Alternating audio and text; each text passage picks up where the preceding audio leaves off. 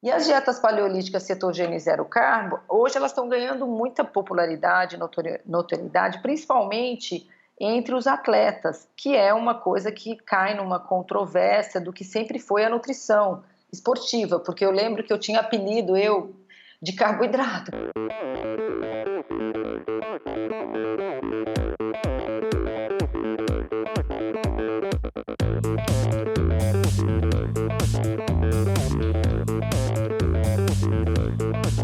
Olá pessoal, sou o Michel Bogli e este é o Endorfina Podcast. Aqui você ouve minhas conversas com triatletas, ciclistas, corredores e nadadores, pessoas interessantes que são, acima de tudo, movidas à endorfina.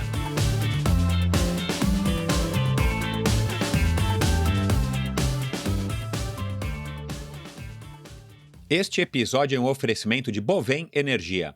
Você sabe como funciona o mercado de energia no Brasil? Você sabe que é possível comprar energia para sua empresa e indústria?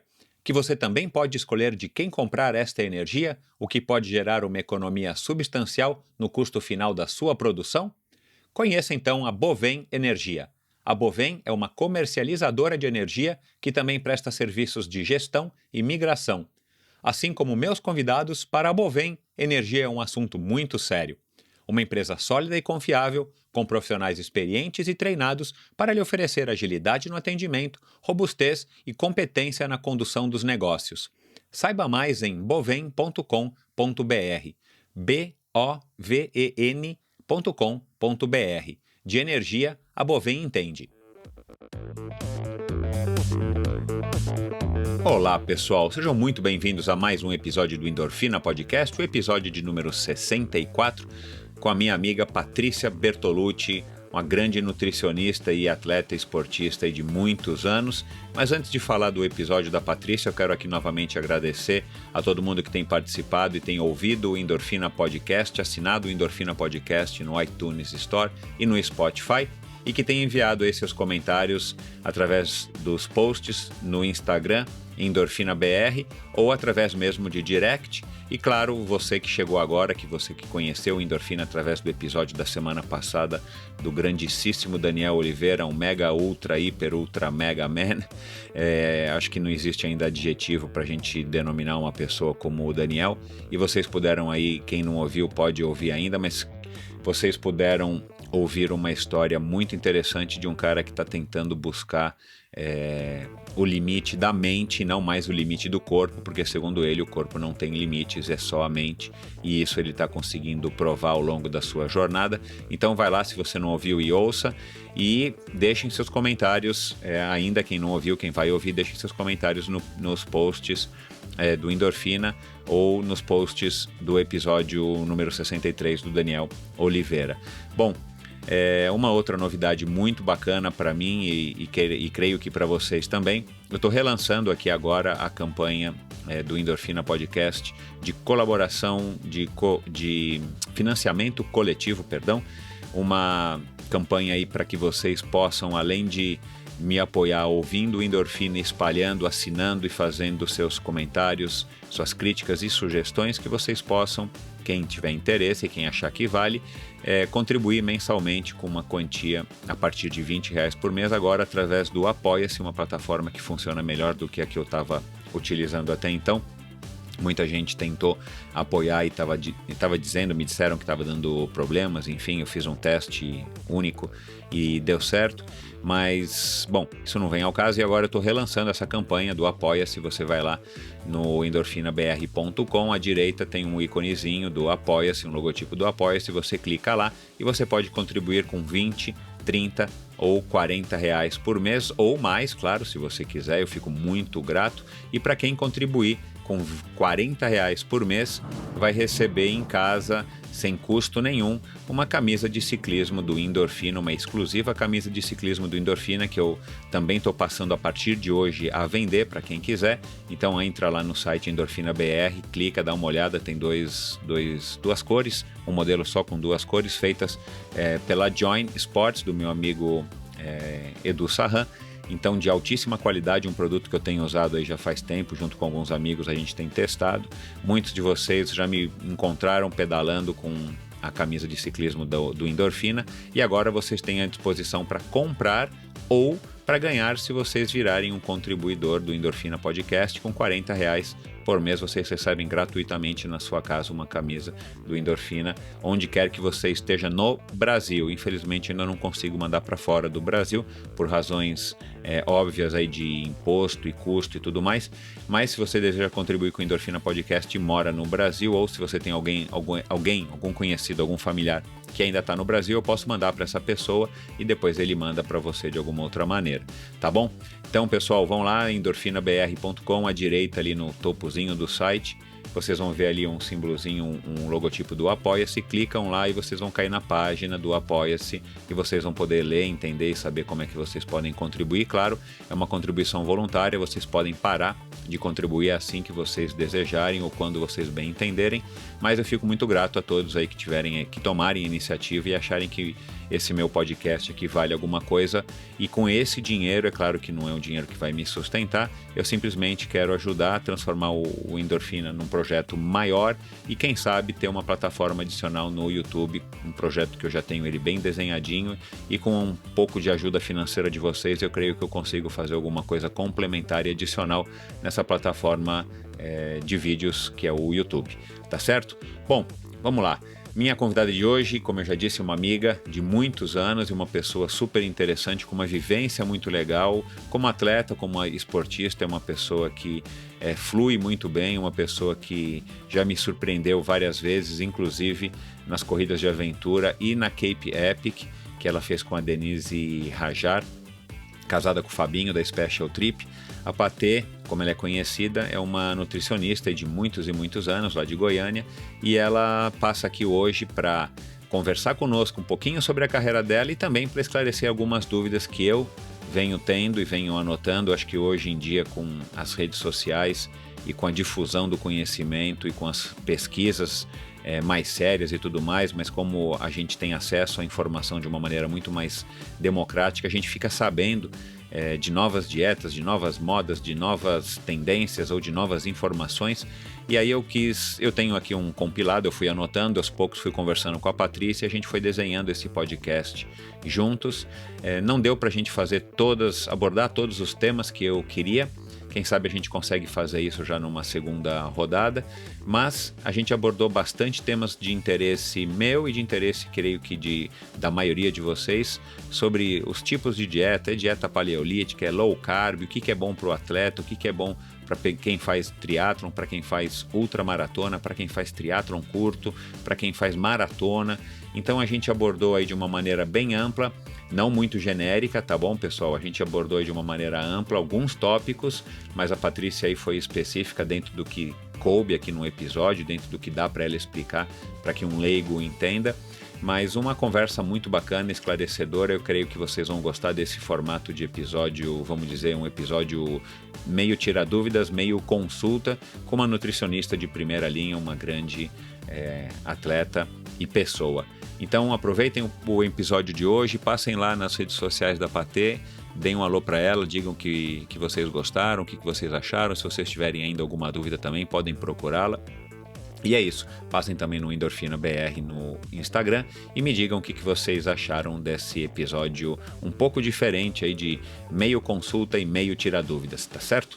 Grande abraço, muito obrigado, espero que vocês curtam esse episódio e até a semana que vem com mais um Endorfina especialíssimo. Vocês não perdem por esperar o próximo Endorfina Podcast, pessoal.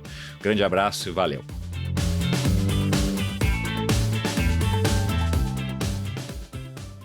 Minha convidada desta semana é uma amiga de longa data, uma pessoa que é referência na área da nutrição esportiva desde o começo dos anos 90. É também uma corajosa e curiosa atleta que soube se aproveitar das oportunidades que o esporte lhe trouxe, tanto do ponto de vista profissional como do ponto de vista pessoal, encarando desafios que foram dos triatlons às ultramaratonas de mountain bike, das corridas de aventura às provas de ciclismo amador. Entrou na roubada de ser a nutricionista da Seleção Brasileira de Futebol de 1994 e fez um trabalho pioneiro na equipe do time do São Paulo.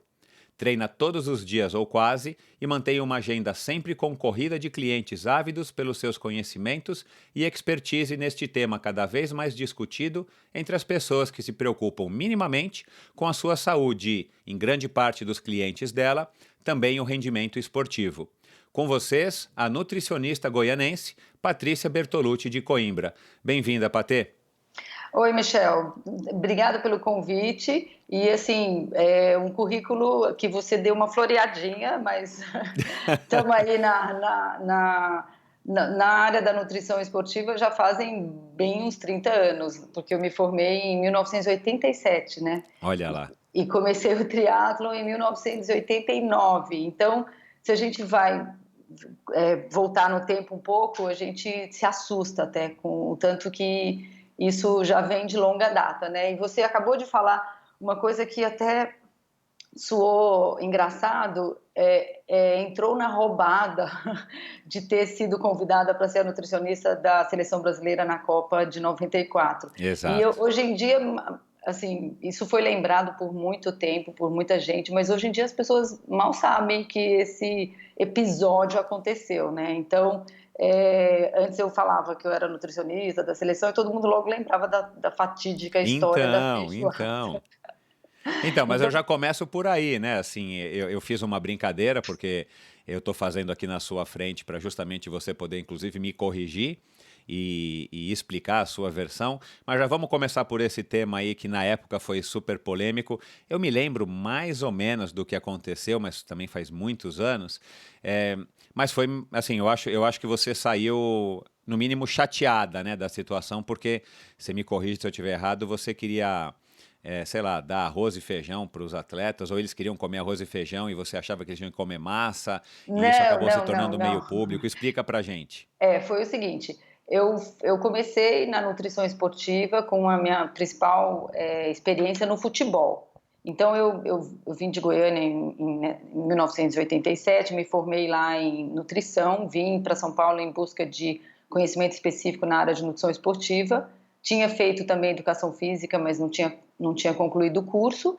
E aqui eu fui fazer uma especialização em fisiologia do exercício quando conheci o professor Turíbio de Barros, que era integrante da comissão técnica do São Paulo.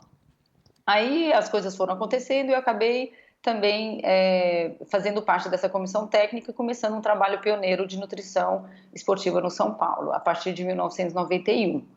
E aí lá eu pude introduzir o que tinha de mais novo na nutrição esportiva, que eu sempre fui estudiosa e já tinha conhecimento do que estava acontecendo e estava nascendo também a nutrição esportiva num contexto mundial. Tinha acabado de ir para um congresso e aí a gente introduziu suplementos durante os jogos, maltodestrina, aminoácidos depois para recuperar.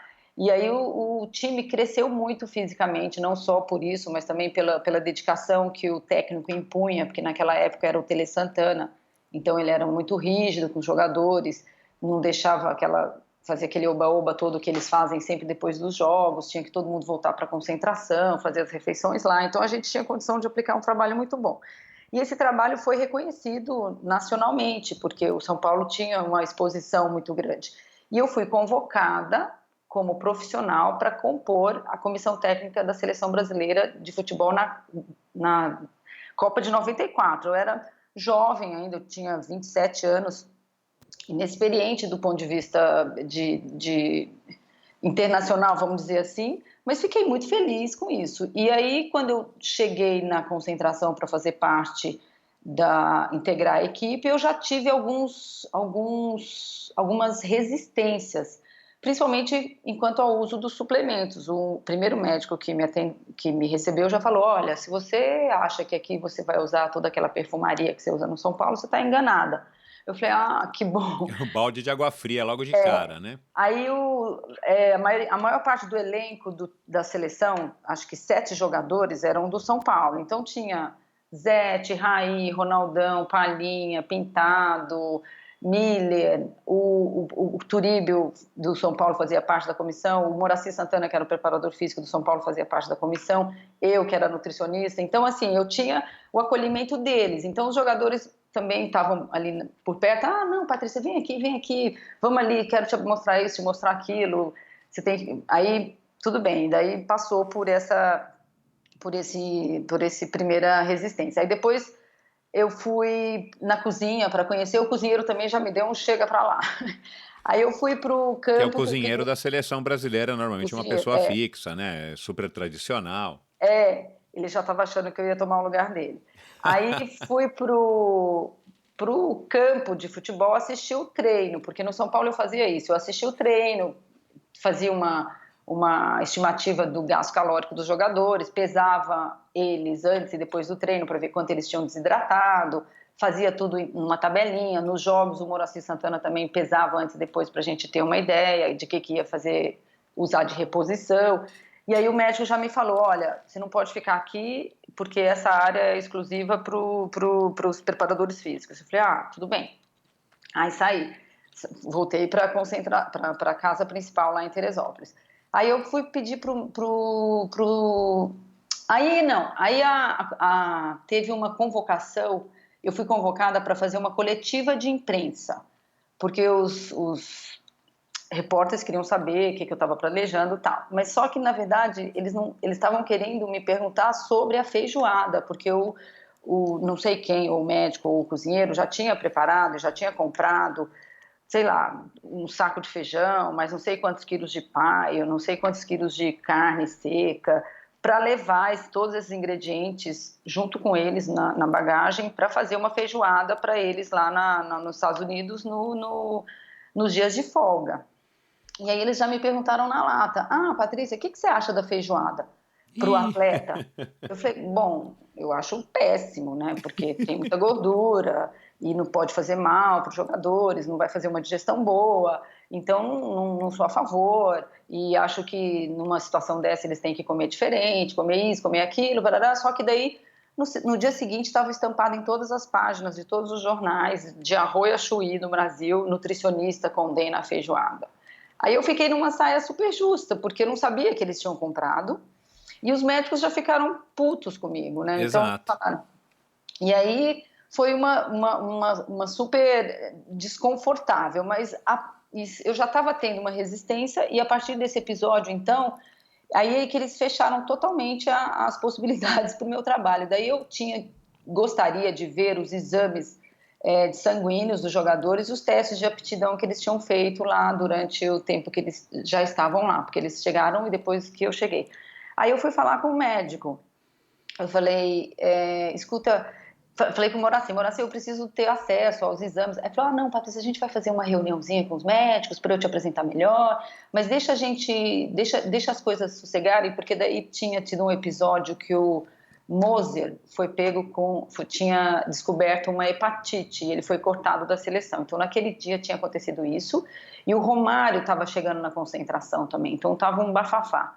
E aí, não teve até o da reunião. Eu falei, quer saber? Vou eu lá falar com esse médico. Daí, fui lá, bati na porta dele e falei, escuta, eu gostaria de ter acesso aos exames e tal. Me expliquei. Ele falou, não, você não vai ter acesso a esses exames, porque esses exames são confidenciais aos médicos. Aí eu já tinha tido tanta resistência que eu falei para ele, bom, então, para que vocês me chamaram aqui? Exato. Aí ele falou assim, olha, eu não sei para que você foi chamado, mas coitada, meu. Por mim, se você quiser, você pode ir embora. Aí eu falei, como? Aí eu falei, bom, então, falei, tá bom, então vou embora, eu me demito, porque não tenho condições de trabalhar numa situação dessa, porque vou no campo, não posso, vou na cozinha, não posso, quero ter acesso aos exames, não posso, então não vou fazer. Daí falei, Moacir, desculpa, mas eu vou deixar tudo programado, deixo todos os cardápios, toda a suplementação, tudo resolvido para você e eu tô indo embora, não vou ficar aqui. Daí ele, não, calma, não vai. Eu falei, não tenho condições de ficar aqui, não tenho condição emocional. Exato, não tem clima, né? Se a pessoa não está querendo que você esteja lá... A única mulher da então isso que eu ia perguntar, ainda tinha esse problema, né, que infelizmente muitas vezes pode ser um problema, a única mulher num esporte completamente machista. E aí eu peguei e tinha um irmão do jogador que era meu amigo, Leonardo, ele tinha um irmão que também treinava, morava na Europa, o Júnior. Eu liguei para ele e falei, Júnior, pelo amor de Deus, me busca aqui, me leva para o aeroporto que eu tô indo embora. Ele, não, calma. Eu falei, por favor, faz isso por mim. Aí ele foi lá, me pegou, me levou para o aeroporto, e aí chegando no aeroporto eu dei de cara com 2 ou 3 repórteres, né, e eles, Ah, Patrícia, porque eles já me conheciam, que no São Paulo eu já tinha essa penetração, já tinha tido uma exposição na mídia. Aí ele falou, o que você está fazendo aqui? Eu falei, não aguentei, me demiti, aconteceu isso, isso, isso. Aí, de novo, no dia seguinte, estampado em todos os jornais, nutricionista se demite porque condena a feijoada. Daí foi aquela... Daí eu pisando em São Paulo, já tinha convite para ir no Jô, na Marília Gabriela, no Serginho Grosmo, no SPTV ao vivo. E aí eu peguei e falei, bom, agora a bagunça tá feita, eu vou falar o que houve, né? Aí foi uma bafafá, eu não embarquei com eles, mas também acho que dificilmente eu embarcaria como integrante da comissão naquele desenho que estava sendo feito naquele momento. E aí eu falei tudo e no final das contas a minha posição ficou respeitada e reforçada por uma conduta ética, né? Porque eu não fiz nada de errado, eu simplesmente não quis me expor àquela situação constrangedora de me sujeitar, estar lá por estar e não poder fazer nada. Exato, exato. Me desliguei, aí isso teve uma projeção muito grande na mídia, assim, parece até pretensioso eu falar isso, né? Mas na população em geral, porque o Brasil inteiro soube disso. E depois eu fiquei muito conhecida e, graças a Deus, também reconhecida. E daí começou um trabalho mais voltado para outras modalidades, que na época eu já fazia triatlon, já era envolvida com esporte, já gostava, já era meu sonho desde criança. Que daí, quando eu morava em Goiânia, eu era atleta nadadora, já tinha essa curiosidade de saber como que a alimentação interferia na performance, porque eu tinha um preparador físico não, um professor, né, que na época não tinha isso, um professor de natação, que quando a gente ia competir, ele dava rapadura pra gente, antes de cair na água, ele dava um pedacinho de rapadura para cada um, e eu achava aquilo curioso, interessante e intrigante, e não tinha ideia, porque para que servia, então essa curiosidade vem desde quando eu era garota. E depois, quando eu estava no terceiro colegial e que o professor falava de botânica, de nutrientes, de alimentos, eu ficava, assim, com os olhos brilhando. Então eu falei, gente, tem que existir alguma profissão que una essas duas coisas. E aí eu conheci a profissão de nutricionista, daí eu falei, bom, então eu vou fazer nutrição e depois eu vejo o que eu faço. Aí depois eu entrei na escola de educação física e fui tentando ligar os pontinhos. E quando eu vim para São Paulo, eu fiz a fisiologia do exercício com o Turíbio, que era o coordenador, que ele é um excelente, ele é um cientista estudioso e sempre colocou as coisas de uma forma muito clara. E aí eu meio que colei na dele e não só trabalhava no São Paulo com ele, mas como também fazia estágio com ele no laboratório de aptidão física que tinha na Escola Paulista de Medicina, que chamava CEMAF. E aí eu ficava lá no CEMAF a maior parte do tempo, e com futebol também. Eu passava os finais de semana no São Paulo. Imagina, eu tinha acabado de vir para São Paulo, já tinha pouco tempo, tinha o meu relacionamento com as pessoas do triatlon, mas não tinha um ciclo de amizade tão grande, não tinha família aqui, então eu concentrava junto com os jogadores, não dormia lá, mas sexta-feira eu já ficava no centro de treinamento, já olhava o almoço deles, depois olhava o jantar, depois olhava a ceia, daí no café da manhã do sábado eu já estava lá, daí acompanhava o sábado inteiro, acompanhava o café da manhã do domingo, acompanhava o almoço de domingo, ia para o campo junto com eles, ia no ônibus para os jogos, acompanhava os jogos, depois voltava com eles para a concentração. Então, assim, eu fazia um trabalho 72 horas quando era jogo de futebol. E, depois... e esse episódio com a seleção brasileira não criou uma barreira para você continuar no futebol, ou no São Paulo o pessoal te aceitou, né, de volta? Não, aceitou super, porque eu entrei no São Paulo em 91.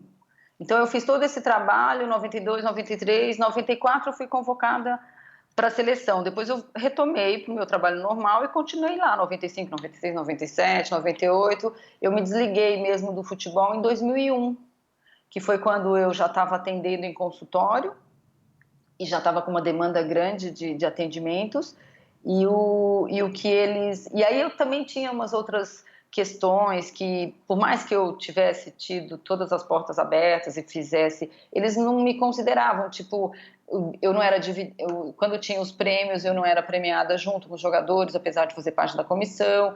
Meu salário não era um salário assim expressivo, mesmo depois de todo o trabalho que eu desenvolvi. Então, financeiramente, para mim, começou a não compensar. E aí eu tinha uma flexibilidade de ir para o São Paulo depois às 8 da manhã, ficar até às 11, acompanhar o almoço deles e depois ir para o meu consultório. E aí eles, em algum momento, falaram que queriam que eu cumprisse 8 horas e que o salário seria o mesmo. Eu falei, bom, não vai ser possível. E aí eu saí, aí depois voltei mais um tempo, mas aí como chama, assim, financeiramente para mim já não interessava, o que eu pude ter de benefícios, portas abertas, eu tive, o que eu pude contribuir para o clube, eu contribuí, e eu achei que já era o momento de encerrar, e aí em 2001 me afastei, e depois eu fiz alguns trabalhos de consultoria em outros times, Guarani de Campinas, tinha mais alguns outros do interior que eu não me lembro, não sei se Ituano, mas aí eu fui me desligando aos poucos e hoje não tenho mais ligação nenhuma com futebol, mas continuo sendo torcedora do São Paulo. Foi isso que eu trouxe para a minha vida, porque eu não tinha time, então o São Paulo foi o eleito por eu ser participante da história desse momento deles que foi tão glorioso, e agora eu só sou uma simples torcedora. Legal. E em paralelo a essa sua atuação aí por tantos anos dentro do futebol, que acabou se encerrando aí em 2001, 2002, paralelamente o teu trabalho no consultório também deve ter tido aí um crescimento bom por conta também do desenvolvimento do nosso esporte, de outros esportes, Sim. enfim. Porque aí você conseguiu largar de um galho e se manter num outro que já estava firme o suficiente para você poder enfim, né, se sustentar e manter o nível de rendimento que você queria ter, né? Sim, eu fico muito gratificada e fico feliz de ver o que a nutrição esportiva cresceu depois disso, né? Não que isso tenha sido a causa, mas a evolução natural das coisas e o interesse das Exato. pessoas pelos hábitos saudáveis, a vida esportiva, né? E até alto rendimento cresceu muito.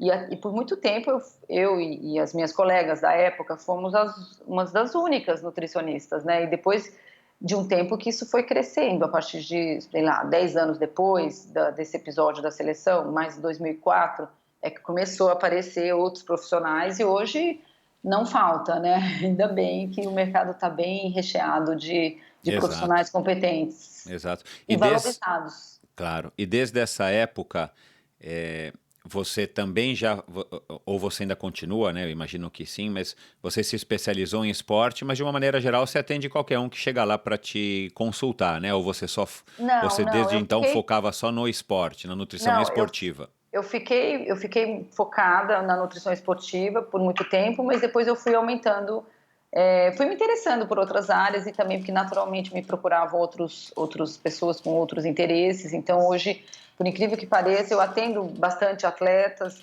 mas atendo também bastante nutrição materno-infantil, gestantes, pessoas que estão em fase de desmame, pessoas com patologias, emagrecimento de uma forma geral, né, que esse hoje é o maior carro-chefe, atendo crianças, atletas, atendo atletas que querem se tornar vegetarianos. Então, assim, acabou tendo uma variedade de coisas que apareceram pela minha exposição no esporte, mas que eu também me interessei e fui aos poucos buscando conhecimento.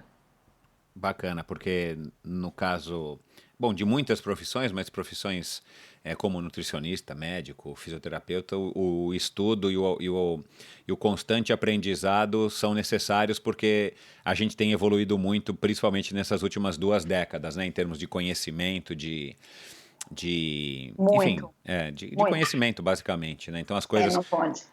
As coisas que a gente acreditou, provavelmente em 94, 98, 2000, que você acreditava, muitas dessas coisas já mudaram hoje Mudaram por conta muito, dos avanços, né? muito, Mas antes porque da eu... gente migrar para esse assunto específico da nutrição, que interessa a minha e acredito que a grande maioria das pessoas que está nos ouvindo, fala um pouco do teu lado esportivo, né? Que esse é o lado que a gente mais se conhece, foi onde a gente mais teve contato.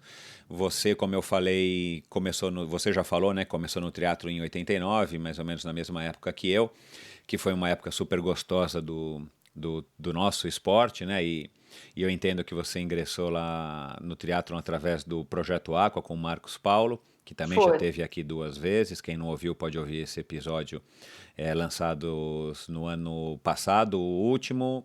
E em 2017, né, foi o primeiro episódio com o Marcos Paulo, um dos primeiros aí que eu gravei aqui no Endorfina. Mas conta um pouco, depois do triatlo ainda você acabou indo para as corridas de aventura, como eu fui, como tantos triatletas na época. Fala um pouco aí do teu histórico esportivo para que as pessoas também conheçam o lado da Patê atleta.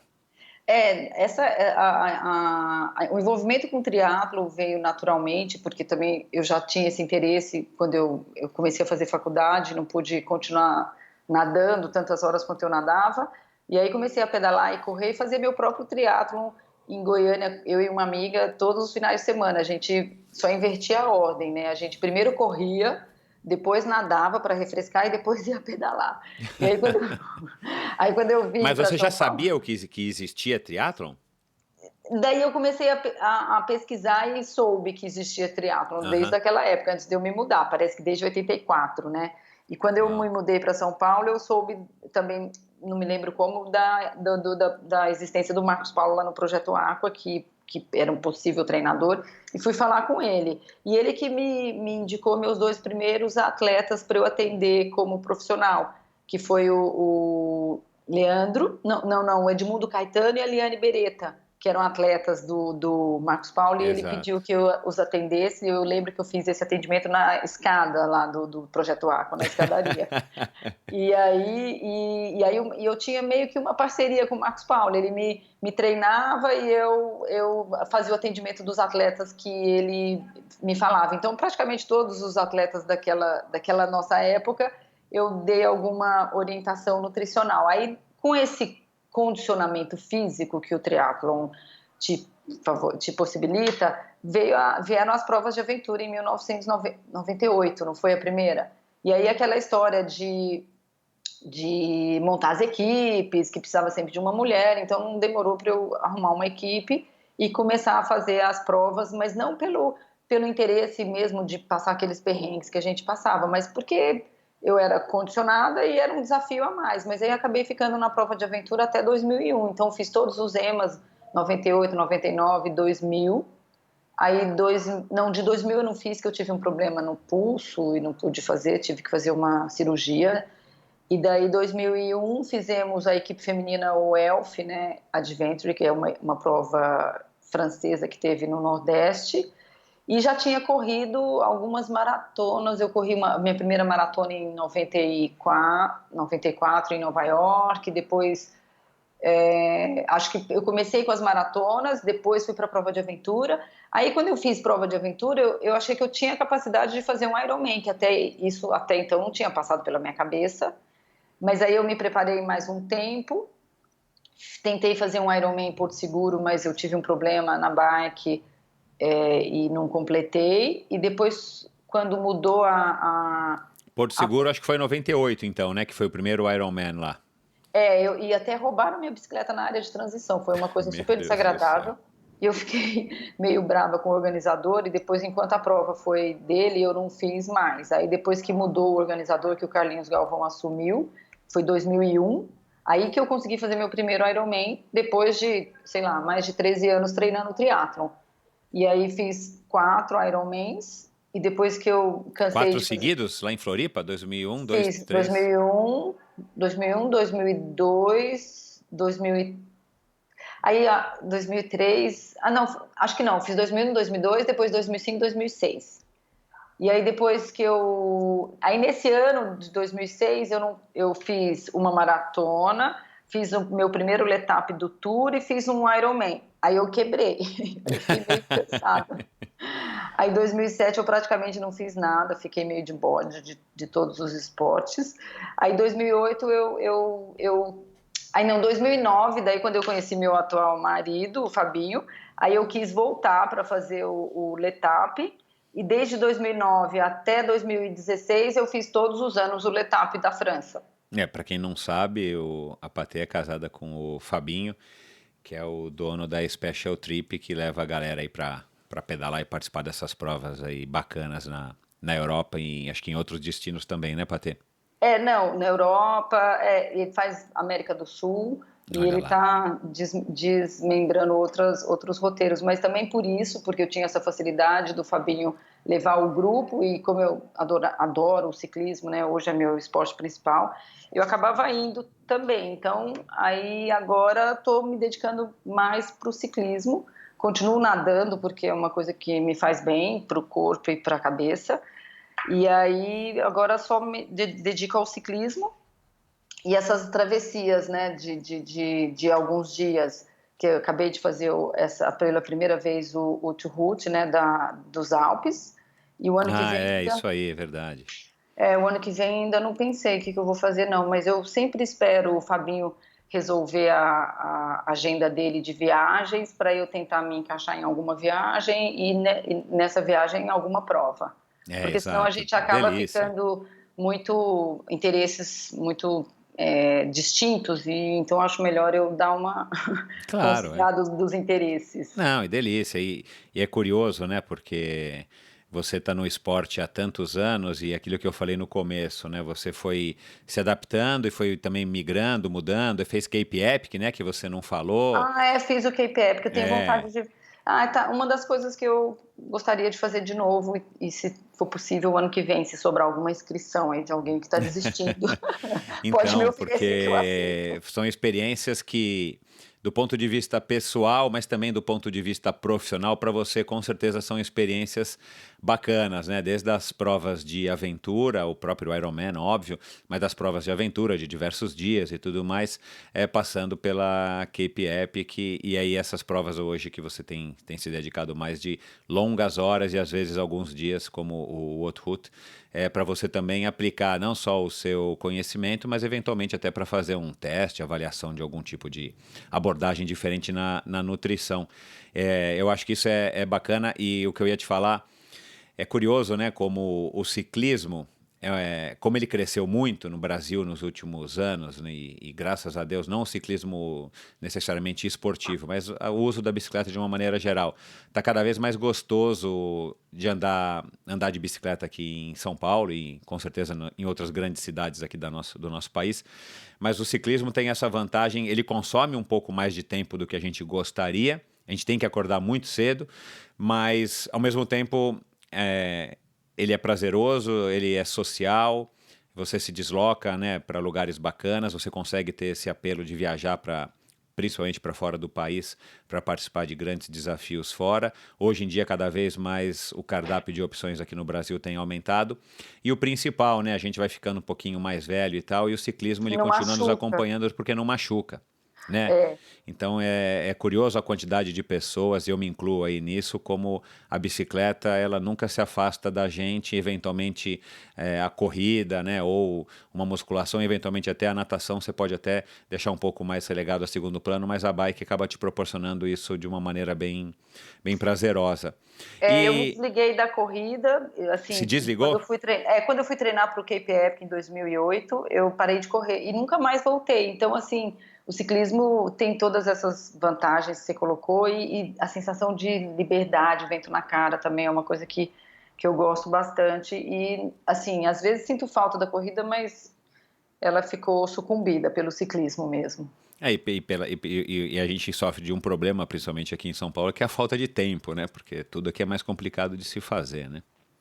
Não dá para fazer as duas coisas. Exato, exato. E você ainda teve uma participação no Race Across America com a gente lá em 97, né? Que com certeza também foi uma experiência aí bacana, né? Do ponto de vista profissional. Pessoal, eu já não sei, mas profissional também foi com certeza uma experiência legal, né? Quando a gente foi lá em 97. Foi. é muito desgastante, né, Michel? Claro, tanto para os atletas quanto para o staff é muito desgastante você ficar noite sem dormir, naqueles turnos com horário marcado para descansar. Então, muitas vezes eu lembro que era minha hora de dormir e se estava acontecendo alguma coisa interessante entre vocês, eu não conseguia me desligar das posições. Teve um trecho que vocês estavam subindo as montanhas do Colorado, que tinham que fazer uma transição rápida, lembra? Não sei se você lembra disso. Lembro. Que o diretor de prova era o Cid, né? Que ele colocava vocês para fazer uma transição, sei lá, de poucos quilômetros para trocar. Então aquilo dava uma adrenalina na gente também e que eu não dormi junto. Então foi muito gostoso, foi uma experiência super boa, pessoal, profissional. Mas é muito desgastante mesmo. Eu tinha vontade de fazer o Race Across America, mas passou rápido, nunca mais Ela veio e passou, pensei, né? eu pensei nisso, porque apesar de eu assim, quando a gente teve aquela outra experiência de vir pedalando do Ceará até São Paulo. Isso, o primeiro extra distance, sei lá, protótipo, né? O teste. Eu achei que foi gostoso, porque quando você tinha o tempo do descanso, você realmente descansava, porque quando eu não estava pedalando com a minha célula lá, que tinha uma estratégia de células, né? Isso, Eu sentava naquela poltrona do ônibus e capotava, dormia, mas era como se tivesse uma tomada, desligava. Daí a hora que acordava para pedalar de novo, e a gente ficou 6 dias, né? Não foi isso? acho que demorou. Eu acho que foi isso, demorou 6 dias. Foi no ano de 2001, né? A gente pedalava 1h30 mais ou menos e descansava 4h30, ininterrupto por 6 dias. Exato. Eu achei que foi menos desgastante do que o run, você acredita? Porque, assim, e você também estava numa situação, e a estrutura da prova, você estava pedalando, você não estava como staff. Então você estava também muito mais cansada. E a estrutura da prova permitia que a gente subia lá no segundo andar do ônibus e dava uma descansada, né? Mas lá também Foi eu estava legal, né? Assim, preocupada. a pedalada não foi tão legal, porque o lugar era meio perigoso, né? O percurso acabou não dando muito certo. Mas acho que foi uma experiência bacana para todo mundo que estava ali, também pelo convívio social, né? Foi legal, e a parte de nutrição também, quem cuidou fui eu daquela prova. Então eu levei uma estagiária, lembra que ela ficava entrando Lembro. Então eu também trabalhei um pouquinho, então, mas mesmo assim foi tão gostoso que eu não lembro de ter ficado tão cansada, mas a gente esquece, né, esse sofrimento que a gente passa em prova. Exato. E E depois a gente você tinha um quer pouquinho fazer de menos de novo. idade que a gente tem hoje, né? Então também Puxa, ajudou. faz uma boa diferença, eu vou falar. Legal, cara, que bacana. O esporte é muito legal, o esporte traz isso pra gente, a gente conhece pessoas bacanas e isso tem sido meio que uma recorrente aqui, principalmente nos últimos episódios, como o esporte proporciona pra gente experiências legais pelo esporte, mas relacionamentos legais e Pela no teu vida caso. toda, né? Exato, não, e no teu caso que ainda vive disso, escolheu isso como um segmento, um nicho aí dentro da tua profissão, é mais legal ainda, porque você une o útil ao agradável, né? Com certeza, eu me sinto super realizada nesse contexto. Bacana. Bom, vamos partir aí para alguns assuntos específicos da nutrição. A gente já conversou bastante, estava ensaiando essa conversa já faz algum tempo e por um pouquinho que ela deixa de acontecer hoje, mas felizmente deu certo. Mas deixa eu só fazer uma pergunta, porque ninguém sabe, mas a gente está gravando esse episódio logo após o almoço. O que você almoçou hoje, para a gente ter uma noção, assim, em casa de ferreiro, espeta de pau? Nossa, hoje assim, eu sempre sou super seletiva com a minha alimentação. Normalmente eu como num restaurante que tem comida de preparo com ingredientes orgânicos, sem glúten, sem lactose. Mas não que eu seja adepta a esse rigor todo. Mas hoje eu fui num restaurante que dava uma possibilidade de comer uma mega salada de entrada. Você escolhia todos os seus ingredientes da salada, então uma salada super com no mínimo 7 variedades de vegetais. Tinha um salmão de prato principal, com arroz vermelho, e mais um brócolis, couve e espinafre. Então, assim, eu sou super criteriosa com a minha alimentação e eu sigo a planilha exatamente da nutricionista. Que bom. Assim, a gente se conhece há tantos anos, mas é legal porque, assim, a gente percebe, né? Fisicamente, você tá da mesma maneira que eu me recordo de quando eu te conheci, né? Você tá magrinha, enfim, você tem um biotipo também que favorece, apesar de você não ser uma pessoa muito alta. Mas você com certeza consegue se manter dentro do que eu imagino que seja o seu peso ideal. É, eu acredito que com alguma facilidade, não? Ai, eu me controlo, Michel, e se bobear, engorda 2, 3 quilos muito fácil. Isso você sabe que pra gente que faz esporte dá uma bela diferença. Então É, eu me controlo e tô sempre pensando no que eu vou comer, mas não deixo de comer nada. E se eu quero comer uma coisa que, por exemplo, é muito crítica, eu como pouco, mas eu sim. como. É. Então eu não sou restritiva, mas acho até que eu como bem, porque fazendo uma comparação entre eu e o Fabinho, às vezes eu preparo refeição para mim e para ele e eu como a mesma quantidade que ele. Apesar de que, imagino que nessa situação ele se restrinja um pouco, porque se deixar ele comer, eu acho que ele come bem mais. Mas eu não sou restritiva de quantidade, mas eu sou de qualidade, eu sou seletiva. Tá Eu acho que isso certo. faz uma boa diferença. Que legal. Sorte do Fabinho, né? Porque não precisa pagar a nutricionista, ainda tem alguém lá para ficar fiscalizando um Weight Watchers lá, ó, personal, para ficar Olha, analisando o que eu ele não está sei se é comendo. sorte ou azar, porque eu coloco muito limite nele. É, mas é bacana porque, na verdade, é isso, a gente vai abordar um pouco aqui, se a gente tiver tempo. Cara, é fundamental para a nossa existência a gente se alimentar de uma maneira saudável. E hoje em dia, com o conhecimento espalhado e acessível da maneira que está, principalmente graças à internet, eu acho que a grande maioria da população, pelo menos a população esclarecida, sabe disso. E a gente tem que se preocupar, afinal de contas, a gente mora na nossa casa, a gente tem que cuidar direitinho dela para poder, pelo menos, ter uma vida regularmente saudável ao longo dos anos, né? Principalmente quando a gente passa dos 40. Mas eu acho que a gente vive num. Assim, a gente ocupa uma parcela muito pequena da população, né, Michel? Então, o Isso, nosso é. entorno de convívio são pessoas esclarecidas que estão preocupadas É o e nosso universo que é minúsculo, isso é verdade. mas quando você vai para o supermercado e se observa a fila, os carrinhos, eu fico chocada com o que eu vejo. E eu sabe que eu tenho essa mania também, né? Eu que faço mercado, sempre fiz mercado em casa, eu tenho essa mania e uma coisa que é muito. Aí é triste quando você vai ao mercado na hora do almoço e você vê a pessoa atrás de você na tua frente com uma caixa de todinho, E um pacote de bolacha um recheada. pacote de bolacha recheada, porque ela vai É gastar pouco, claro que ela vai se estufar com aquilo exatamente ali, vai dar isso. uma saciedade enorme, mas aquilo vai ser o almoço da pessoa, né? É exatamente isso que eu vejo e que me choca, tanto no almoço quanto no final do dia. Então, Exato, assim, a é. maioria das pessoas, assim, o conceito da alimentação saudável está difundido, mas não está aprendido. Exato, bom, isso aí, perfeito, isso aí. Bom, vamos começar com algumas coisas que a gente discutiu aqui que poderiam ser interessantes para os nossos ouvintes também. Para começar, né, com toda essa proliferação das redes sociais e todo mundo agora postando a dieta isso, a dieta daquilo e tudo mais, basicamente qual é a diferença entre um nutricionista e um nutrólogo? Um é médico e outro não é? Exatamente. A nutricionista, ela faz a graduação do curso de nutrição que vai habilitá-la à prescrição de dietas e a trabalhar com segmentos, por exemplo, hospitais ou com saúde pública, restaurantes industriais. Então, assumir toda essa cadeia de produção, distribuição e consumo do alimento. Então, tudo que está muito relacionado ao alimento propriamente. E também tem a habilidade da prescrição de suplementos que não são medicamentos e em doses que atendem às necessidades diárias.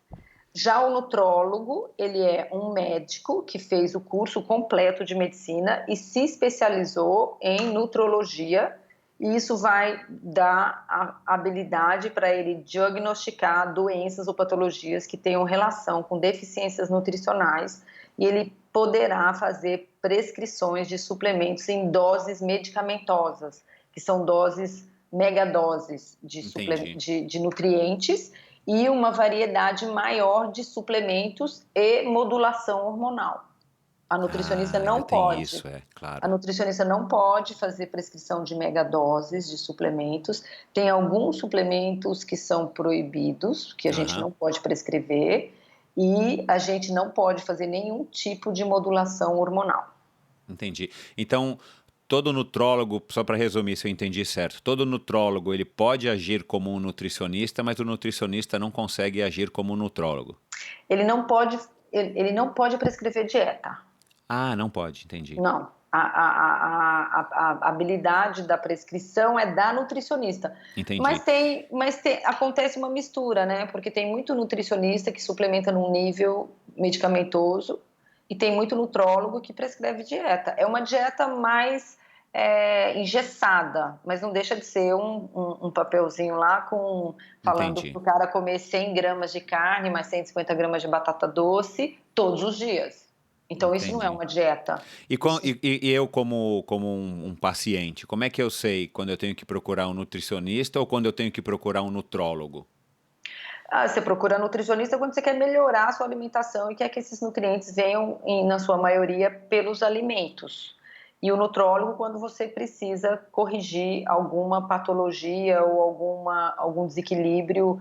E aí algum médico que você já passou por algum problema, ele vai falar, olha, o que eu estou analisando aqui no teu exame de sangue, provavelmente você está com uma deficiência XPTO, e aí você vai então para o nutrólogo para entender se essa deficiência... Pode ter o encaminhamento do médico, ou a pessoa pode ir pela vontade própria, porque ele poderá ir um pouco mais além do que nós, nutricionistas, nessa questão do tratamento de distúrbios, tanto químicos, neurológicos, né, porque pode ter desequilíbrio de neurotransmissores, a pessoa pode ser muito ansiosa e querer melhorar o estresse dela, corrigir. Hoje em dia o que está acontecendo muito é que as pessoas são muito ansiosas, muito estressadas e elas acabam entrando numa fadiga que podem estar comprometendo a glândula adrenal, então ela entra numa fadiga adrenal. Então uma nutricionista consegue melhorar esse quadro, mas o nutrólogo vai tratar melhor. Ou quando ele desenvolve uma síndrome metabólica, a nutricionista também pode ajudar na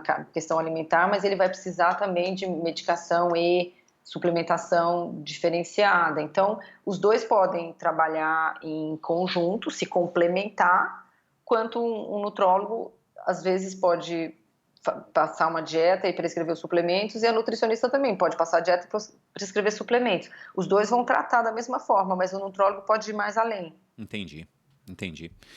Legal. Bom, vamos já abordar o tema polêmico do dia. Essas dietas da moda que há muitos anos elas existem, acho que desde aquela época lá que você começou e tal, né, com, sei lá, se era de Atkins ou quais foram as primeiras dietas mais da moda que surgiram, mas a indústria da dieta, do diet, do light, que o diet naquela época acho que não existia light quando a gente se conheceu, sempre movimentou bilhões de dólares e tudo mais, é uma coisa que persegue o ser humano, principalmente a gente aqui do mundo ocidental, por conta dos padrões de beleza estabelecidos principalmente pelos americanos e tudo mais, no que diz respeito aos homens, mas principalmente também no que diz respeito às mulheres. Eu acho que dieta é uma coisa que toca muito mais às mulheres do que aos homens, você pode me corrigir se eu estiver enganado. Mas hoje em dia, com o advento do Instagram, Facebook, Snapchat e todas as outras redes sociais e tal, a gente tem sido bombardeado diariamente, seja por amigos, seja pelos grupos de WhatsApp, seja pela televisão mesmo, enfim, com esses assuntos que acabam confundindo a gente, né? Aí tem a moda do vegetarianismo, que é uma coisa antiga, e depois surgiu, talvez mais recentemente, pelo menos pra gente do mundo ocidental, a história do veganismo, a paleolítica, cetogênica, zero carboidratos, 100% de gordura. Outro dia eu vi um podcast com um sujeito que comentou que conhecia um cara que só comia carne, não comia mais nada. Ele já tá, sei lá, 5 anos comendo só carne. Ele bebe água e come carne. Jura? E como ele tá? Sei lá, eu não lembro assim, mas o cara falou, o cara tá vivo, eu não sei. Tá vivo, né? Eu também não sei o que o cara faz, como é que ele vive e tudo mais e tal. Aí tem a história que a gente descobriu mais recentemente, né, que fizeram pesquisas e tal, que os centenários, né, acho que tem 5 ou 6 lugares no mundo que tem uma população fora do normal, uma quantidade fora do normal de pessoas acima dos 100 anos, e tem então a dieta mediterrânea, a dieta de Okinawa, e não lembro mais quais são as outras. De uma maneira geral, a gente não precisa analisar aqui cada uma delas especificamente, porque são muitas.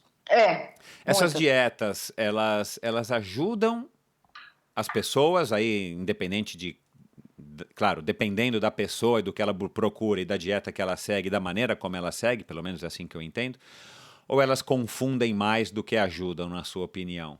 Olha, na minha opinião, primeiro a posição da mídia social.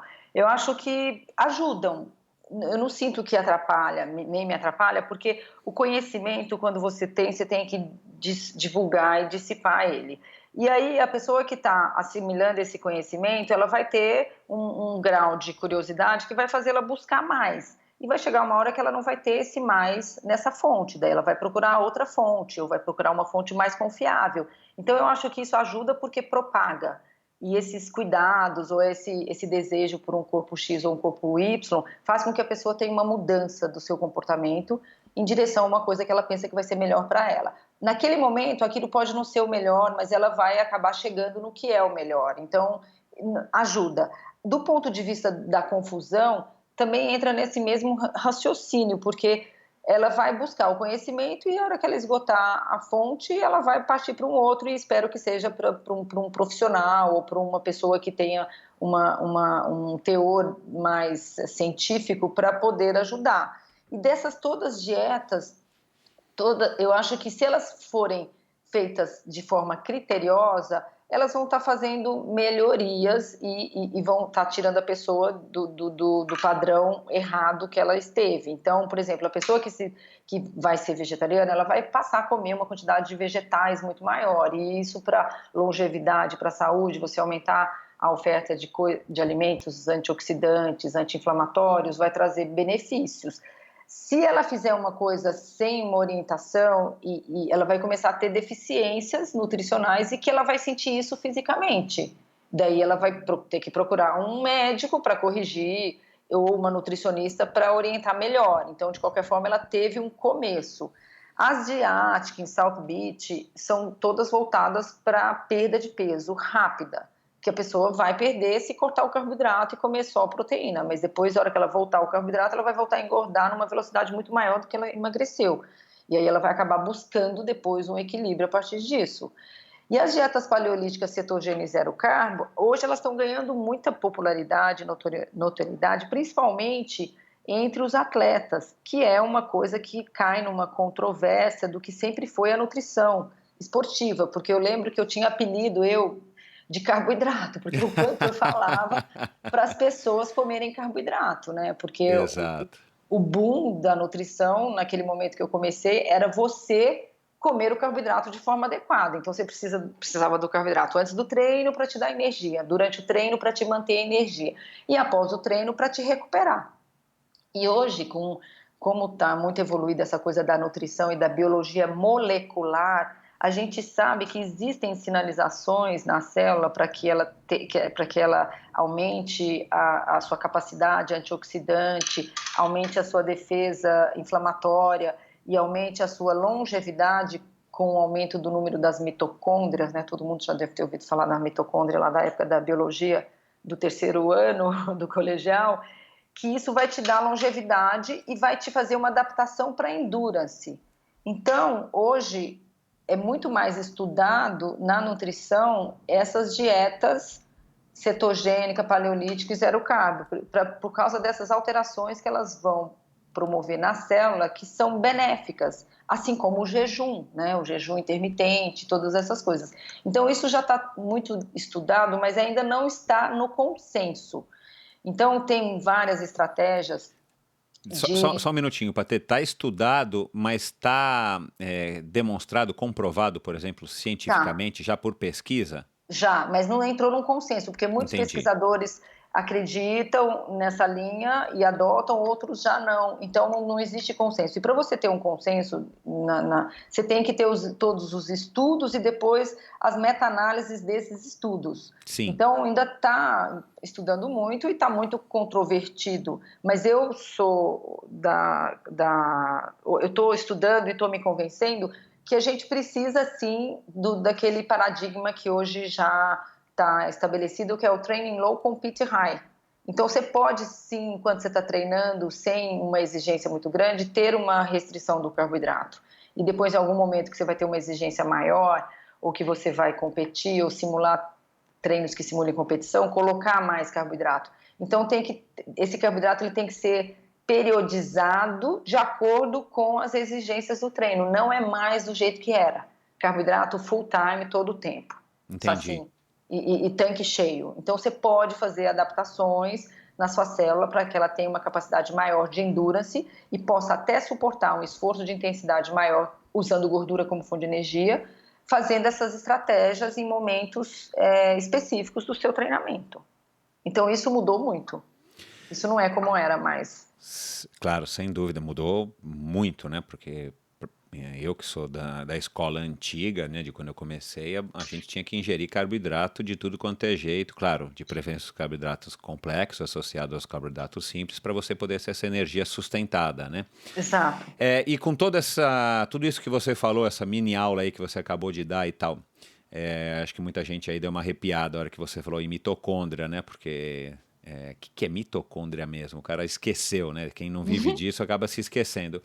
Mas a suplementação, então, com todas essas descobertas e os estudos em andamento e tudo mais, essas modas, o papel da suplementação, então, está mudando radicalmente, né? Porque daí As você... empresas estão tendo que se atualizar praticamente, acho que ano após ano, porque para acompanhar não a moda, mas a moda em si, porque, claro, a empresa também precisa dar lucro e quer surfar todas essas ondas, mas para poder estar dando o resultado que o seu público espera através dessas novas descobertas.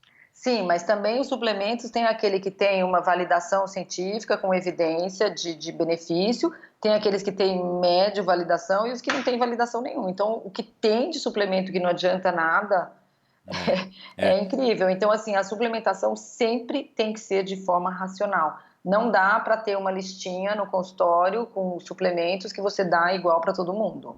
Isso também caiu por terra. Não dá para ter aquela listinha e todo mundo que chega você dá a mesma listinha e a pessoa sai dali com todos os antioxidantes, todos os anti-inflamatórios, cúrcuma, resveratrol, CoQ10, enfim, porque você tem que, em determinados momentos você pode antioxidar, em outros não. Porque você tem que deixar o corpo passar por situações de estresse para ele se adaptar àquelas reações. E se você já logo de cara suplementa, o corpo não vai criar essas enzimas antioxidantes que ele naturalmente desenvolve.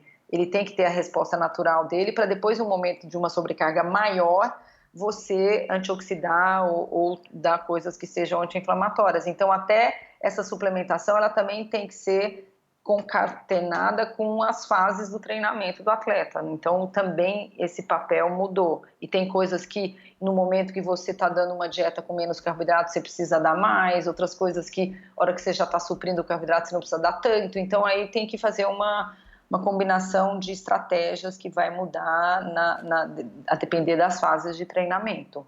E tudo isso acaba sendo super legal para vocês, porque fica praticamente impossível de um sujeito normal conseguir entender e conseguir executar tudo isso sem a ajuda de alguém que estudou e que está constantemente estudando como você. Médico ou nutricionista que entenda de fisiologia do exercício e que tenha a sua capacidade de experimentar, né? Ou com a experiência clínica do consultório ou com a sua própria experiência de vida, enfim, eu acho que é determinante, mas a gente vê muito autodidata, mas pessoas que também estudam e que acabam tendo algum conhecimento, mas que erram em algum momento, né? Claro. Bom, intestino e o cérebro, né? Eu comentei com você que eu também ouvi outro dia um podcast aí bacana com essa americana chamada Nina Teicholz, e ela escreveu um livro e que ela não acho que foi ela que cunhou esse termo, mas enfim, que o intestino ele tem uma importância comparável ao nosso cérebro, com todas as recentes descobertas, ou pelo menos a divulgação desse conhecimento mais recente para o leigo como nós aqui, eu e talvez a maioria dos ouvintes, não vocês. O que você pode falar disso aí para as pessoas que ainda não sabem disso, as pessoas que estão tomando Yakult todo dia, 3 litros de Yakult, achando que vai melhorar a flora intestinal para melhorar, sei lá, processos anti-inflamatórios e eventualmente o rendimento? Nossa, Michel, muita coisa a dizer. Eu não sei nem por onde começar. Porque Mas é o você concorda seguinte, com essa concordo, importância de que o concordo. intestino pode ser equiparado O em nível de cérebro, importância ao concordo, cérebro? concordo plenamente. A primeira coisa é que o intestino é a maior área de superfície em contato com o meio externo. Se você pensar que o alimento entra na boca e da boca ele tem uma passagem direta depois do estômago para o intestino, tudo que você come e que está em contato com o meio externo está no intestino. Então, ali, o intestino ele deve ser uma barreira de proteção, porque não pode entrar quem quiser, porque o corpo Uhum. tem que ter tudo que entra tem que ser estéril para não causar uma mega inflamação, infecção. E o que a gente vê hoje é que muitos dos alimentos que a gente come, principalmente os industrializados, têm agentes antimicrobianos, e esses agentes matam a nossa flora de bactérias intestinais. E a gente tem mais bactérias no intestino do que células no corpo. Então, assim, é uma Esse infinidade, absurdo, esse dado estatístico. trilhões de bactérias que devem viver em equilíbrio. E se você tem bactérias patogênicas predominantes às benéficas, você vai ter uma lesão dessa parede intestinal, uma permeabilidade, ou seja, uma passagem de substâncias no espaço entre as células, e você pode absorver de forma assim aleatória tudo que você não deveria, e isso gerar uma inflamação e uma ativação imunológica, e daí surgir as alergias, as sensibilidades. E para o intestino ter movimento, peristaltismo, ele usa a serotonina. Então, se você consome todos os precursores de serotonina para fazer o peristaltismo intestinal por causa dessa alteração da barreira e das células, você deixa de ter a serotonina para o cérebro. E aí, a hora que você deixa de ter a serotonina para o cérebro, ele já não vai funcionar. Então, o primeiro neurotransmissor que já está mudando em função de uma desbiose ou de um problema intestinal é a serotonina, que nada mais é do que a habilidade que a pessoa tem para lidar com o estresse. Aí as coisas começam a ser muito maiores do que são, já começa a ficar muito mais ansioso, muito mais compulsivo, não dorme direito, daí já começa todos os desequilíbrios só por esse viés que eu te dei. Fora isso, todos os outros neurotransmissores também são produzidos pelos nutrientes que vão passar por essa barreira intestinal. Então, se o intestino está consumindo nutrientes porque ele está inflamado, ou porque essas células não estão em equilíbrio, ou porque essas bactérias não estão finalizando de forma correta a digestão do alimento, você não vai absorver. E daí, se você não absorve, você não tem defesas. E hoje a gente tem muito mais agressões no meio ambiente do que a gente tinha há 40 anos atrás.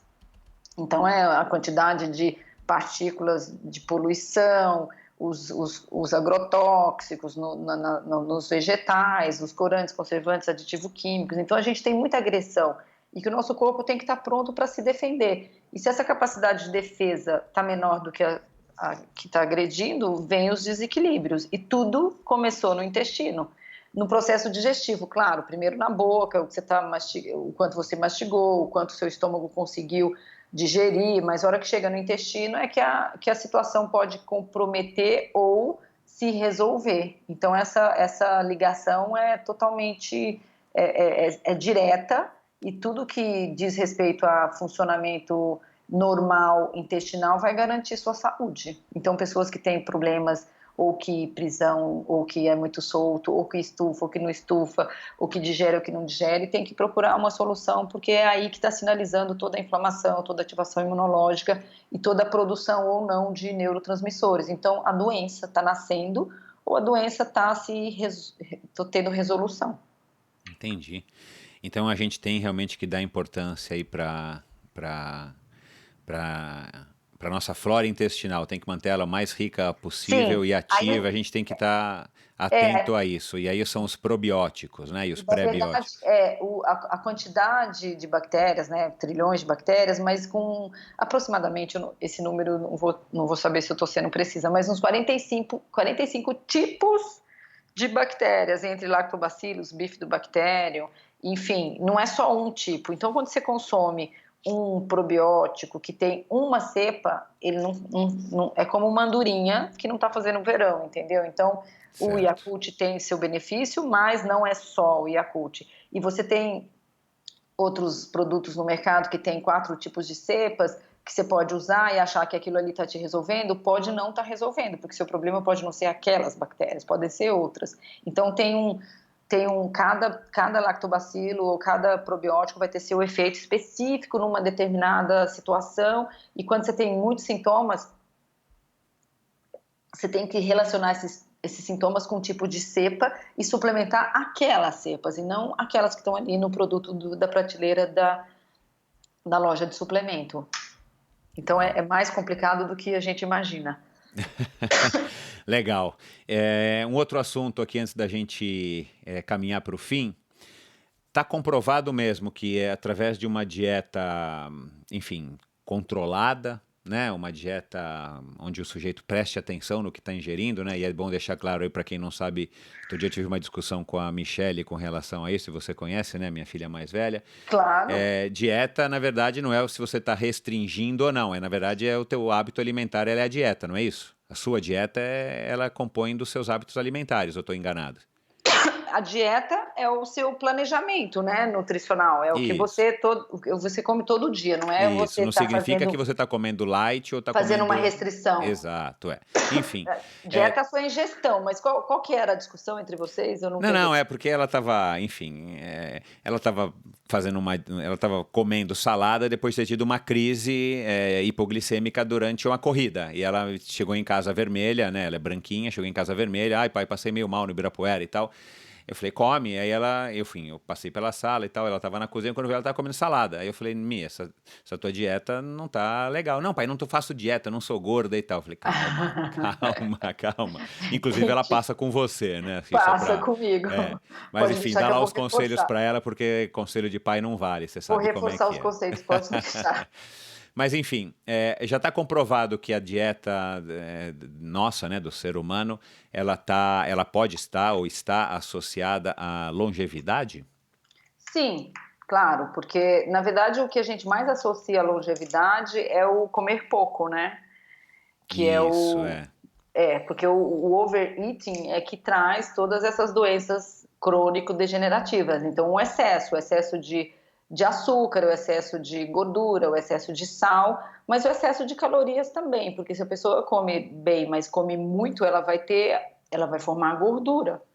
E a gordura é um tecido que é altamente inflamatório, então ele vai sinalizar a inflamação para o corpo. E com a inflamação, a degeneração, né? Tanto neurológica quanto dos vasos, das artérias e as doenças crônico-degenerativas, como o próprio nome diz.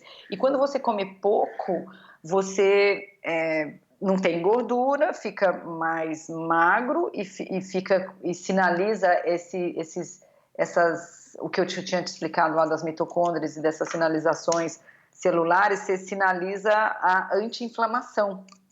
Então, o grande ponto é o que a inflamação pode trazer de risco de doença, e quando você é gordo ou tem excesso de peso, você inflama mais, e quando você é magro, você inflama menos. Então, é mais ou menos isso, só para você fazer um paralelo. É claro que se tiver qualidade e oferta de nutrientes, mais preventivo contra todas as doenças que têm um fundo que nasce na inflamação. Então, o câncer é uma doença inflamatória, o Alzheimer, o Parkinson. Eu ia falar isso, entendi. Todas essas doenças são desencadeadas por processos inflamatórios que podem ser desencadeados pela alimentação. Agora, e que, por sua vez, pode começar ou começa no intestino sempre. Sempre.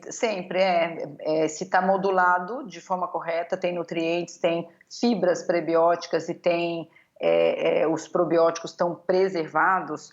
Uma coisa interessante, Michel, quando você nasce, você coloniza você nasce estéril, e aí você coloniza as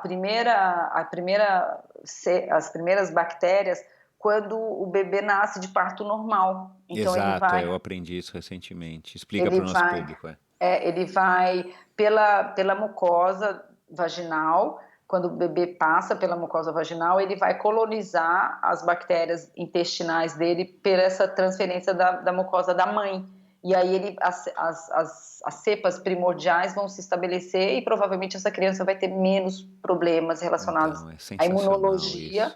E depois, quando ele mama também, pelo contato com a mucosa do peito, ele pode ter também mais um complemento desses lactobacilos e dessas bifidobactérias. E aí ele consolida de forma bem mais resistente essas bactérias intestinais. Sensacional. Só para uma dúvida que surgiu aqui enquanto você falava, eu anotei. Eu tenho a mesma quantidade, o mesmo tipo de bactérias no meu intestino se eu sou um sujeito saudável que o resto da população ou varia? E quando a gente nasce, a gente vai ser colonizado dessa maneira? Se não for dessa maneira, vai ser através do peito da mãe e depois dos alimentos que a gente vai acabar ingerindo, né? Mas essas cepas, eu não sei se chama assim, mas os tipos de bactérias, eles mudam com a idade, eles vão sei lá, sendo substituídos? Mudam. São diferentes. Pessoas mais saudáveis têm uma composição, mais saudáveis com todas essas características alimentares que a gente falou, tem uma composição de bactérias diferente das pessoas que são menos seletivas com a alimentação. Tanto que, vou falar uma coisa nojenta agora. Vamos lá. Tem um tratamento que é transplante fecal. Então você pega eu ouvi falar isso, fezes de pessoas saudáveis e magras e transplanta em pessoas obesas e doentes. Olha, e aí você isso pode para fazer você colonizar, porque senão, né, o outro método seria a pessoa ingerir. Então você faz um transplante para que você consiga implantar essas cepas. Agora, esses suplementos que estão inundando aí agora cada vez mais as redes sociais, as lojas de suplemento, esses probióticos que você compra de X cepas e tudo mais, isso ajuda ou é mito? Ou é difícil? Ajuda, mas é aleatório. Então, se tem algum problema específico que tem que ser tratado com determinadas cepas, ele não vai ajudar. Mas se tem uma cepa desequilibrada, ele está ajudando no momento, mas depois pode ser que volte a se desequilibrar. Mas isso ainda também é uma área de muito estudo e são poucas as pessoas que têm essa capacidade de colonizar essa cepa de acordo com a individualidade com a individualidade. Eu ainda preciso estudar muito isso, por exemplo, mas eu já sei um pouquinho. Num futuro talvez não tão distante, será que pode existir, tipo, você, nutricionista, prescreve, Michel, eu fiz uma análise aqui, XPTO, e você tem que melhorar, tem que povoar, não sei como é que fala, o teu intestino com a cepa A, D e B. Aí vai lá na prescrição. Não. Isso já pode acontecer. Mas eu vou na farmácia de prescrição e eles fazem algum suplemento. Fazem, que legal. Isso já acontece. Eu posso fazer um rastreamento dos seus sinais e sintomas e ver, de acordo com os sintomas de cada ausência de bactéria que pode ter, quais que a gente precisa. Eu tenho uma tabelinha no Excel que eu montei com todas as cepas e com todos os sinais que tem. Então, às vezes, eu seleciono os sinais clínicos e aí ele me dá as cepas que eu tenho que pôr. E aí eu coloco. E também, Michel, outra coisa que também está hoje está mudando muito a conduta dos nutricionistas é a genética, né? Os testes genéticos, de descobrir os polimorfismos que você tem em determinadas enzimas do seu corpo que te impedem de ter benefícios ou não de determinados alimentos ou de composições de dieta. E o que faz um sujeito, por exemplo, eu estou aqui ouvindo e eu me interesso pra caramba por esse assunto, estou tentando me manter em forma aí perto dos 50 anos, o que faz com que eu perceba que eu posso estar precisando, por exemplo, de fazer eu me consultar com você e fazer esse levantamento? Ou o sujeito não precisa ter nenhum sinal? Seria legal se eu fosse até você para você fazer uma análise geral, e, sei lá, tipo um check-up, uma revisão, e aí você vai falar, cara, olha, eu descobri isso, que não necessariamente são problemas, ou eventualmente não são problemas ainda. A gente tem milhares de enzimas e milhares de reações químicas acontecendo no corpo, né? Então, eles estão mapeando ainda no começo, então eles pegam 100 enzimas importantes para o seu funcionamento e fazem um mapeamento se você tem alguma alteração no funcionamento dessas enzimas, e que a gente chama de polimorfismo, e detecta. Então, por exemplo, você pode ter um polimorfismo no metabolismo da vitamina B6, da B12, da colina, da vitamina C, do magnésio, enfim, e o que isso pode trazer de problema? Então, dá para fazer um mapeamento das suas probabilidades de doença E se você é uma pessoa saudável e que tudo funciona como de acordo com os estímulos que você dá, não vejo tanta necessidade. Então, por exemplo, você fala, eu estou aqui me sentindo gordinho, eu vou fazer um controle alimentar e vou emagrecer. Pode ser que você faça um controle alimentar e não emagreça. Você fala, bom, mas eu já estou malhando mais, estou comendo menos e não emagreci. Então, aí é sinal de que alguma coisa não está funcionando bem e que um teste genético pode te dar uma visão disso, mas pode ser também que você faça seu teste e que você não tenha nada e que não seja necessariamente alguma coisa relacionada com a sua probabilidade genética, mas pode ser com alguma alteração que você desenvolveu no pâncreas e que você tem uma resistência à insulina. Então, não está muito direto, assim, Entendi. ainda. Mas vai chegar um momento breve, isso, que você vai pegar uma gotinha de sangue e vai analisar e vai falar, olha, você tem isso, podemos fazer tais procedimentos. Mas não está assim ainda, mas está muito próximo. Esse é o próximo passo aí da evolução da nutrição, na sua opinião? Sim. É ter um diagnóstico cada vez mais preciso e menos, assim, mais prático, né? Sei lá, você vai usar o vaso sanitário na tua casa, que já tem lá um negócio que analisa o que você está ejetando ali. Nossa, não, aí vai demorar um pouquinho. Acho que vai ser em 2055 ainda.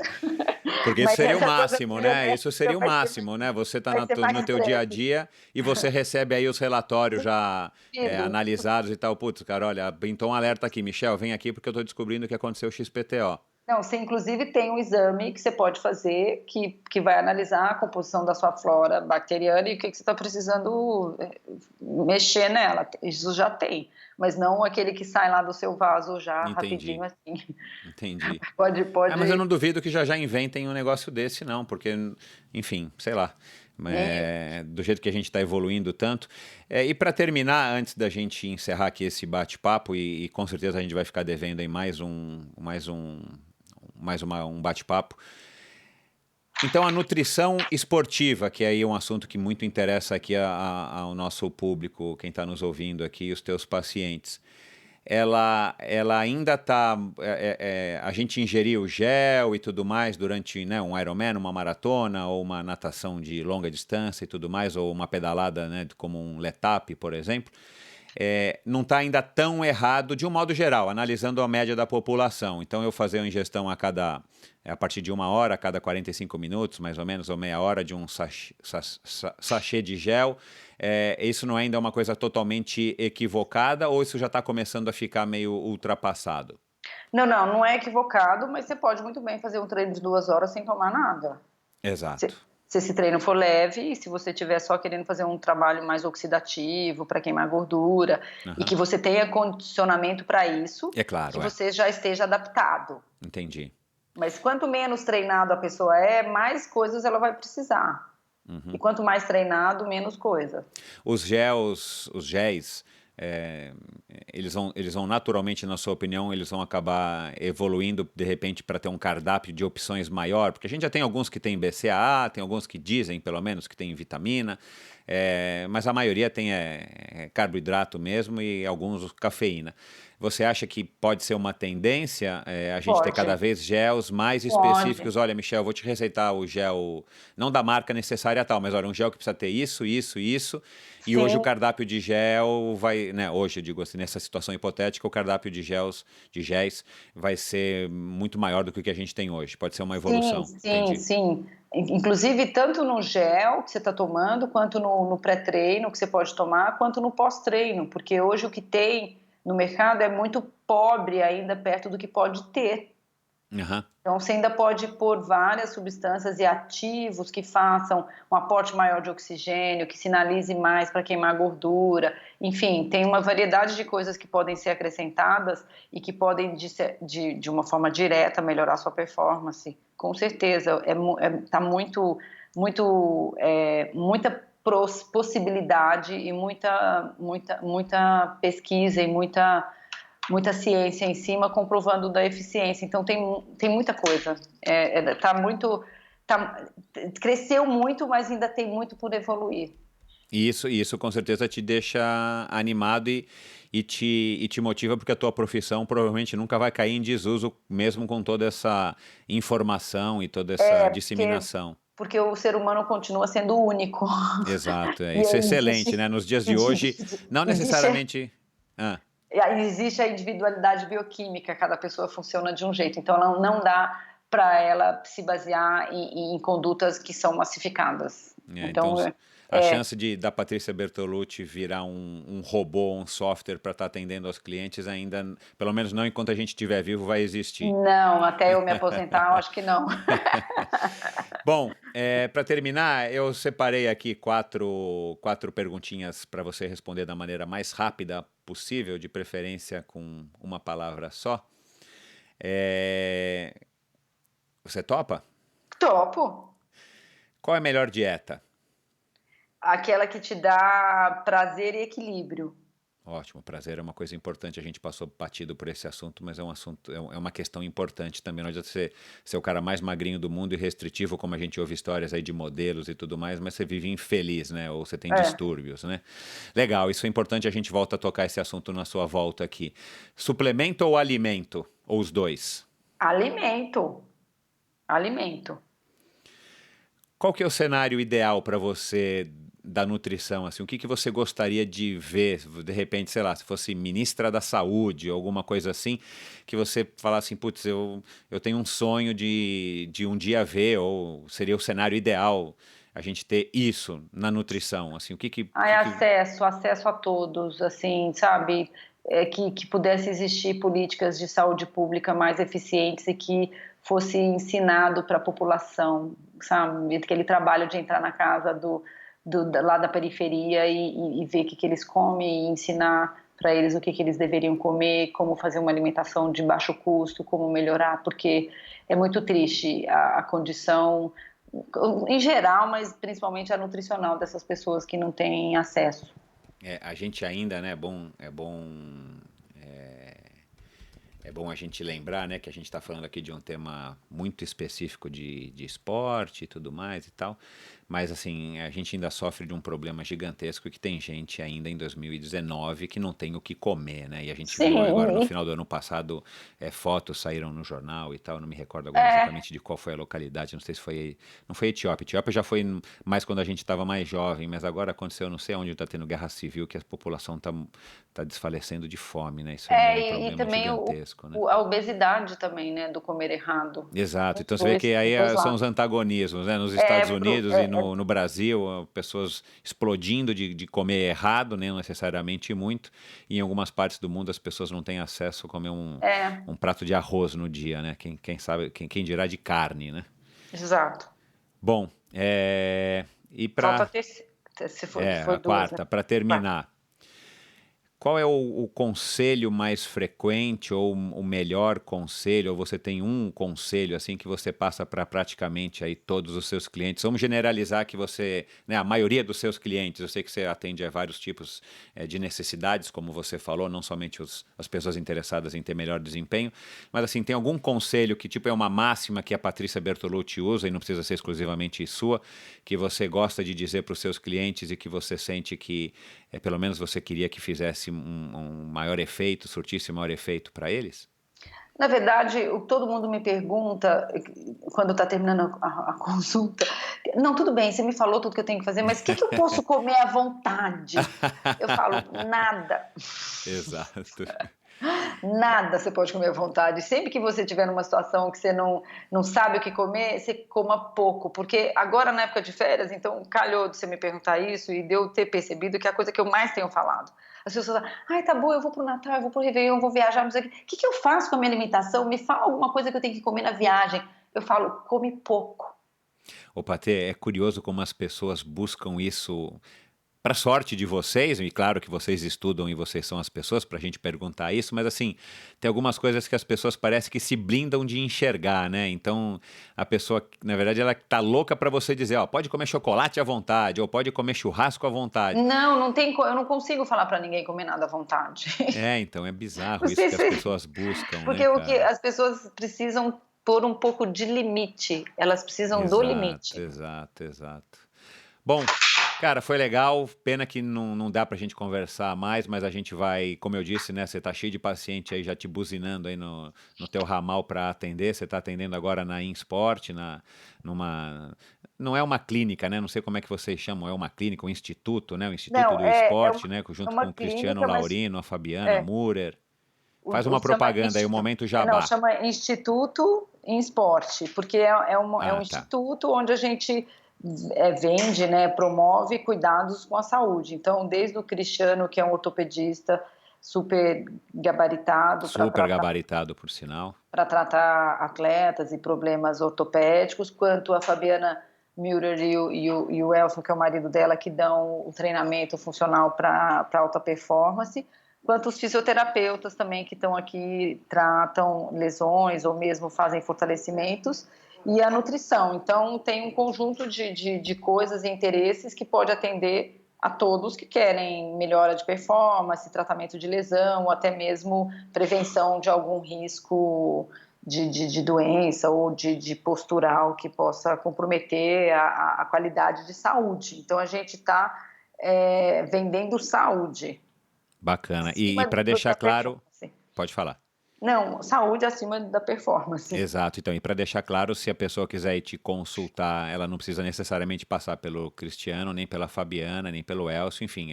Se vocês estão independentes e ao mesmo tempo juntos, e se possível, vocês conseguem trabalhar juntos, se necessário, mas vocês também atendem cada um a sua especialidade, né? Exatamente. E além do paralelas. site...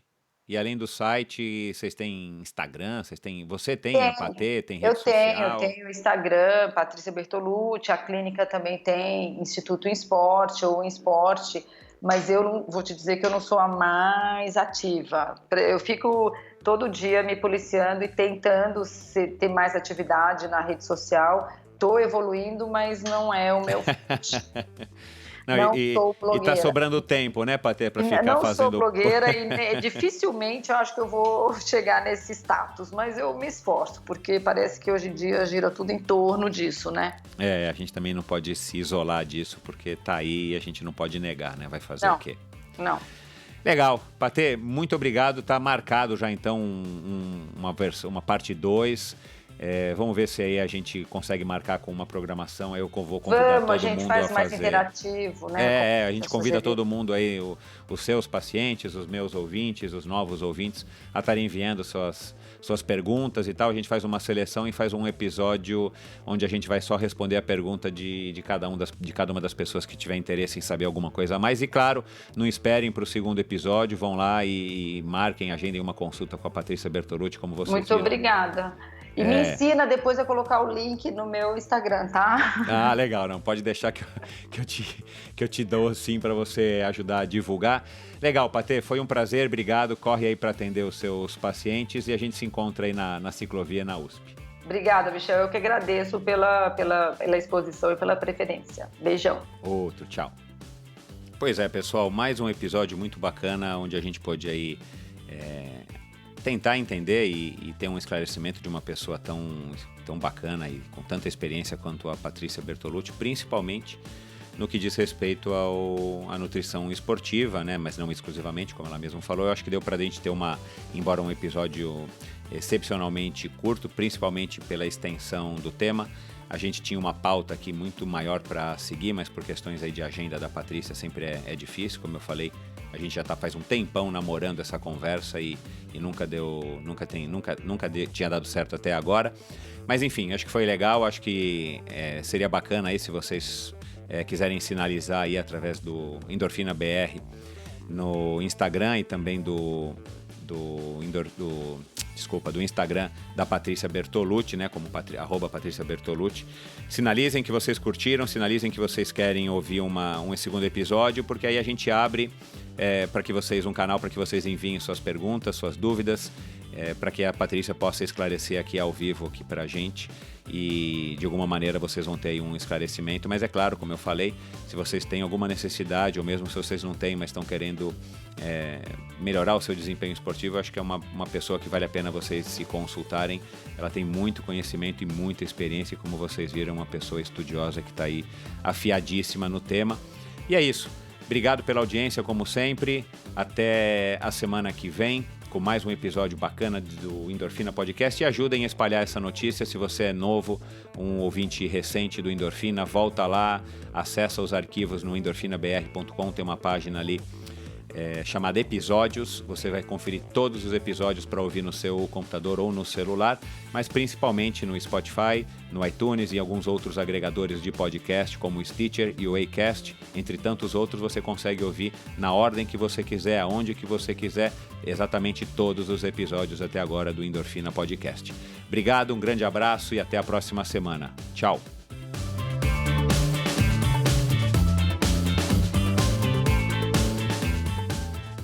Este episódio foi um oferecimento de Bovem Energia. Você sabe como funciona o mercado de energia no Brasil? Você sabe que é possível comprar energia para sua empresa ou indústria? Que você também pode escolher de quem comprar esta energia, o que pode gerar uma economia substancial no custo final da sua produção?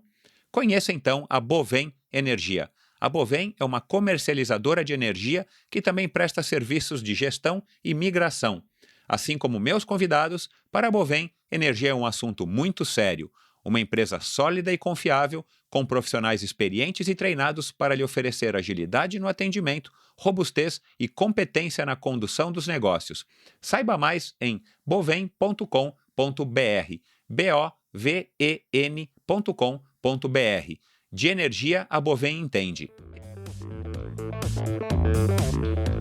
Obrigado por ouvir esse episódio do Endorfina. Acesse o endorfinabr.com, vá no post do episódio de hoje para conhecer um pouco mais sobre o meu convidado e alguns assuntos abordados em nossa conversa. Lá você ainda encontra todos os episódios do Endorfina e uma galeria de fotos da história do triatlon brasileiro. Se você curtiu, colabore assinando o Endorfina na iTunes Store ou Spotify e compartilhando com seus amigos. Lembre-se de enviar suas sugestões, críticas e comentários através do perfil Endorfina BR no Instagram ou através do Endorfina com Michel Bogli no Facebook. Um abraço e até a semana que vem.